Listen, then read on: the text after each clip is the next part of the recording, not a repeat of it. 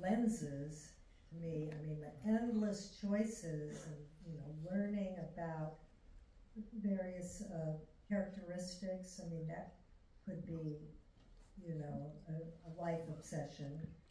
So, we are surrounded with these creative people that are artists and into technology, which all of us are, and it's a beautiful combination. And so I just get excited walking, and getting chills, down the streets of Warner Brothers with all the history here. And, that just always inspires me to see what people are cooking up and finding. I mean, I just don't know how anybody's going to stay in business, but we're trying. And, so that's the big obsession with, the gear. And again, storytelling we've been talking about. So, life, that's why they have the psychology degree. I was obsessed with human behavior.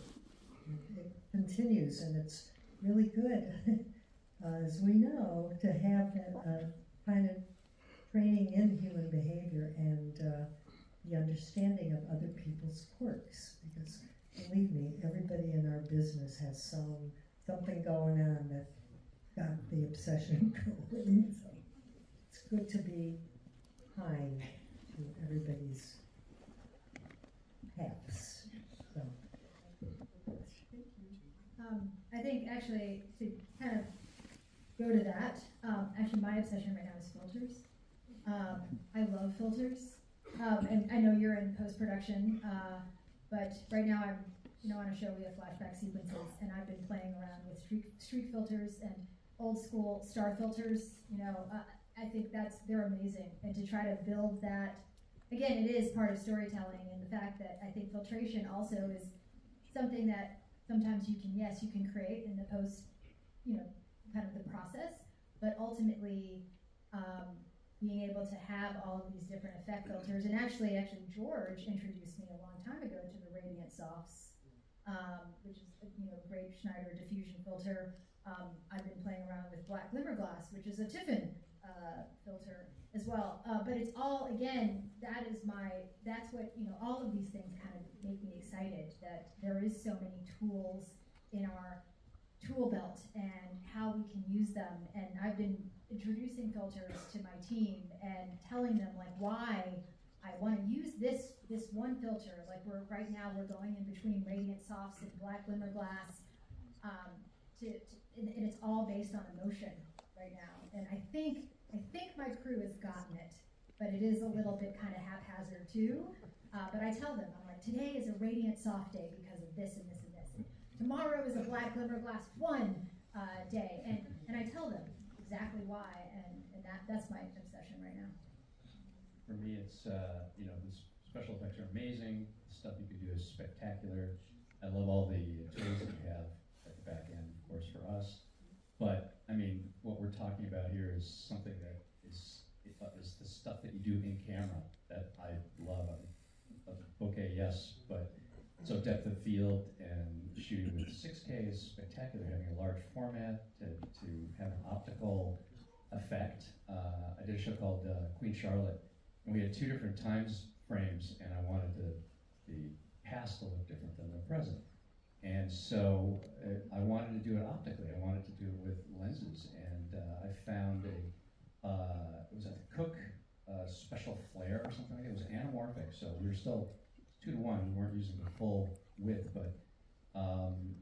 but to get that in camera, there's nothing better, I think, than to have something that's, I hate to use the word organic, I want to say maybe analog, something that is there in that comes from nature, that's actually a part of that process, rather than the idea that you can maybe do some of this in post, yes, but I really crave that sort of natural quality.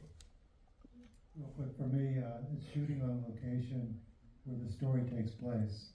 My very first film was set in Rio de Janeiro, and there's nothing better than to be there, capture, smell, feel all the texture, rather than being in Bratislava and trying to turn that into Anaheim. Thanks very much. Thank you so much. Yeah. we've answered or didn't. What's your name? Hello, thank you. My name is Ingrid Sanchez. I'm a DP based in LA. I just wanted to thank you all, once again, for being here. I find so much inspiration from this. And like Michael Goy actually was at UCLA teaching, and last year there's so many other AAC members, and I just think that it's like, I just want to say thank you, and what you're doing is really great, and it brings a lot of inspiration to many of us. But anyway, my passion is my twin sister. Is she here? No. But I'll go home to her soon. But anyway, I kind of want to just kind of bring the question more specifically to you, Edu, because when I saw Passing, I really, really, really loved the film, and I thought the cinematography was just mind-blowing, and then I kind of have been internet stalking you ever since. But I was curious about maybe the testing processes that you've been through, what they went through in Passing, because for one, the fact I'm very interested in skin tone and lighting skin tone, and I think that doing like the whole idea about the film about a black person passing is interesting to me. I also thought it was interesting that it seemed like you used anamorphic lenses and then did 4x3, and I was like, what testing process got you to that? And if you brought it up to a broader question, like what are some of the anecdotes maybe of testings that you're like, wow, I'm so glad I did this particular test that shaped something cool in your films? Oh, thank you. Yeah, when doing Passing, we had this kind of very tiny movie, and we had no studio or any big producer or production company supporting us, so they let us do what we wanted in a way, and that level of freedom, it's also, a bit of what let us go into testing with our minds open, and suddenly we're like, oh, we want, the movie was going to be 4:3 black and white from the get-go, and Rebecca was very clear about that. And then we're looking, because one of my obsessions is texture, and I was looking for something that will give me a palette that a texture that I haven't seen, but it's period, but it's also kind of contemporary. And I kind of ran out of ideas on spherical lenses, and at some point, what if we go with the most weird anamorphic lenses that I know of, that are the Lomo anamorphics, and we cropped them to 4:3. And what it was crazy is that it's 1/7K in this day and age that people are obsessed about the 6 and the 8 and Ks, and it's not a film,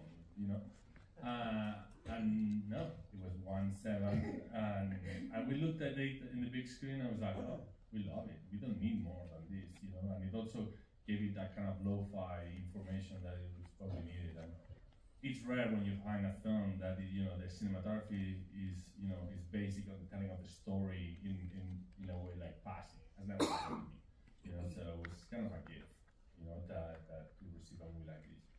But also, so we went on the Lomo anamorphics. We cropped them in 4:3, and yeah, the funny thing is also that that Netflix, who has the request of 4K, they bought the movie, Okay. and they show it at 1/7K, Yeah. So it's one of those things that you go into testing, you test a lot of lenses, and then you go weirder and weirder, and you add, and the more you fuck it up, we put filters and we put grain, and we screw it up, and that's what it also kind of gave it that texture and a personality that's what we're looking for. But at the end of the day, it's like it's so beautiful when you're telling the story with the images and with the tools that you have. It's kind of what we all dream of on the project. It's a Catalan thing. Thank you.